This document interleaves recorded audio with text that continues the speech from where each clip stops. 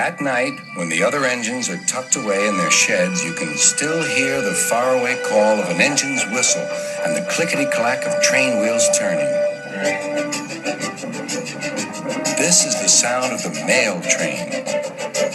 One train is pulled by Thomas and the other by Percy, as the loads are too heavy for one engine to do the work alone.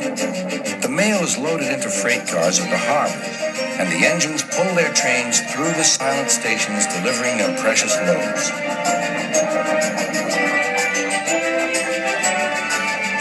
On a clear night, a big shiny moon brightens their journey, but often Thomas and Percy can't even see the stars. But whatever the weather, lamps along the track always light their way. One night, Percy was waiting at the junction. The main line train was late. At last, Henry arrived. "Sorry," he puffed. "The mail boat from the mainland was delayed." "Come on, Percy," said his driver. "Let's make up for lost time." Percy puffed along as quickly as he could, but the sun was already rising as he finished his work. "Never mind," thought Percy. "It's nice to be up and about when it's the start of a new day and there's no one else around." Percy was not alone for long. "Bother," said Percy. "It's that dizzy thing, Harold." "Good morning," whirred Harold. "I always said railways were out of date, but you're so slow with the mail. You should give everyone their stamps back." Percy was too tired to explain. "Bird brain," he muttered. "Good morning, Percy," called Duck. "You're up early this morning." "No, you're wrong," sighed Percy. "I'm back, tired and late." He rolled into the shed and fell asleep almost before his buffers touched the bar. His driver decided to set off early that evening. Thomas was waiting at the station. "Thank goodness I have a chance to speak to you. Driver says that the person in charge of the mail has complained to Sir Topham Hatt about the delay last night." "But that wasn't my fault," replied Percy. "I know," said Thomas, "and so does Sir Topham Hatt.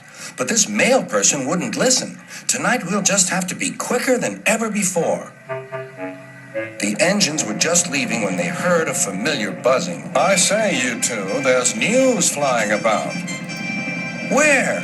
puffed Percy crossly. "All over the place. They're going to scrap the mail train and use me instead. Wings work wonders, you know. Always." "Rubbish," huffed Thomas. That night, everything ran like clockwork. Thomas and Percy steamed through the stations, making good time everywhere they went.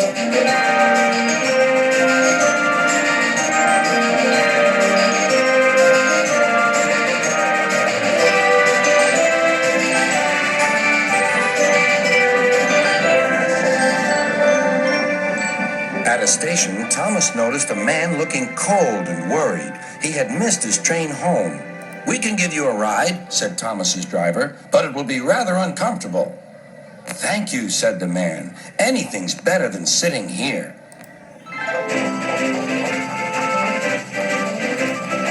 The next afternoon, Percy passed the airfield and saw Harold. "Hello, Lazy Wings. Are you too tired to fly today?" "The wind's too strong," grumbled Harold. "I've been grounded." "You need rails," laughed Percy. "They work wonders, you know. Always."